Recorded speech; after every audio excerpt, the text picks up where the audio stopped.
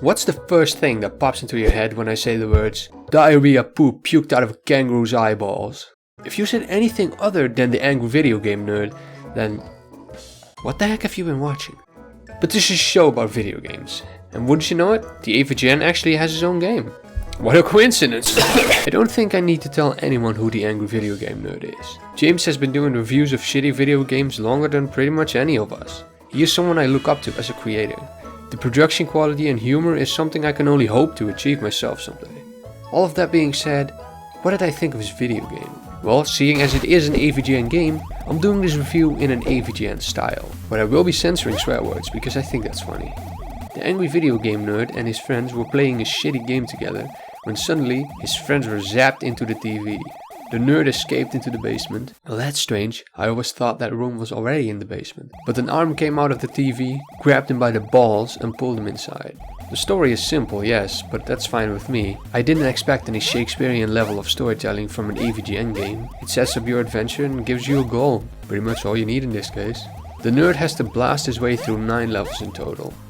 Assholevania, Happy Fun Candy Time, Future Balls 2010, Blizzard of Balls, Life Farts Consumed, Dungeons and Dickholes, Beat It and Eat It, Boo Haunted House, and once those are all defeated, you unlock Laughing Joking Numbnuts. But we'll get to that later. Now is a good moment to tell you that Avgn Adventures is fucking hard. It's parodying old school video games with its shitty enemy placement, knockback and instant death obstacles. It's the whole point of the game. You have to suffer the same pain the nerd had to by playing all those shitty video games. And in and of itself, that's not a problem. I don't mind a difficult game. I love Bloodborne and that game sure as shit ain't easy. But the difference here is that having crappy backwards level design, fucking stupid enemy placement and instant death blocks up the fucking ass does not make for a challenging experience. Not in my opinion anyway. It's not easy, sure, but the difficulty comes from it being a complete d***, not from actual challenging designs or enemies. Throwing a large amount of shit at the player all at once is sure to ramp up the difficulty, but it's not challenging,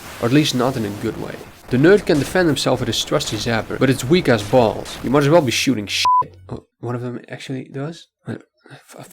Got this whole part. There are power-ups that take the form of the NES Super Scope, but you lose it when you get hit. And what's the point? If I can clear the stage without getting hit, I clearly don't need the fucking Super Scope.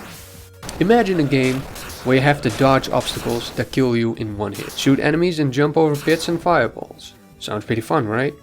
Now imagine the same thing, but you can't fucking see anything. Did Ray Charles come back from the dead and told Freakzone Games that this was a good idea or something? You can find and unlock several different characters, but never in the game are they necessary to beat it. You can do the entire game with just a nerd, which is kind of a shame. I would have liked to see some diversity in the level design. Being able to finish the entire game with only the nerd limits your ability to design different levels, because you can only use what the nerd is capable of defeating. The music is awesome, but fucking loud as hell when you start out. Just turn it down at the start, because guess what? Once you're in the level, you can't access the fucking option menu.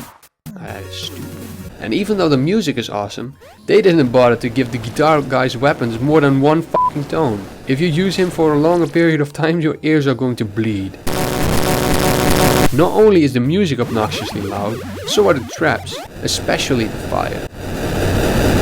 But you know what's even worse? If you choose to reset a stage, the amount of lives you have is not reset. If you beat the stage with only 1 life left, you will only have 1 life on the next stage. Meaning if you fuck up a little too much at the start of the level, you might as well kill yourself because you're probably not going to make it past the boss. I don't get why the lives don't reset. The stage does. Why punish the player for trying again? What a shitload of fuck. The bosses themselves aren't even that special. Most of them just fly in a figure 8 pattern while shooting some stuff. Once you have beaten all 8 bosses, a new stage unlocked. Laughing Joking Numbnuts. And here is where they put everything I disliked about this game into one stage. Instant death lasers, obnoxious enemies, death blocks galore, you name it. And the final boss, Fred Fox. Apparently James likes to butter up the underside of his fucking shoes because I slipped off the edge more times than I like to admit. But even the final boss flies in a figure 8 pattern for most of the fight, and that's just lazy. I did have a laugh at the ending, but it pales in comparison to what I had to endure to get here. In conclusion, this game is hard. It's all very standard, nothing really stood out to me in terms of platformers. There's definitely fun to be had. And like I said, I get the whole point of this game was to be as unforgivingly shitty as possible, as sort of a love letter to shitty video games of the past. But at what point do you become what you parody? Again, You can have fun with this game, but for me it's just buried too deep in the shitload of fuck. These games were bullshit back in the day and they're bullshit now. But in the end, I do not regret buying and playing this game. Even with all its problems, it has its charm. Although that mostly comes from the fact that I like the Avgn. I like the references and characters. The last boss telling me to feel the wrath of his balls was funny to me. But if you're not a fan of the Avgn, this game really won't do anything for you. Except if you like ball-breakingly difficult games. Who knows, the sequel might just fix all of the issues I have with this game. Amount of visitors in your park with a rating of at least Y and make some cash money.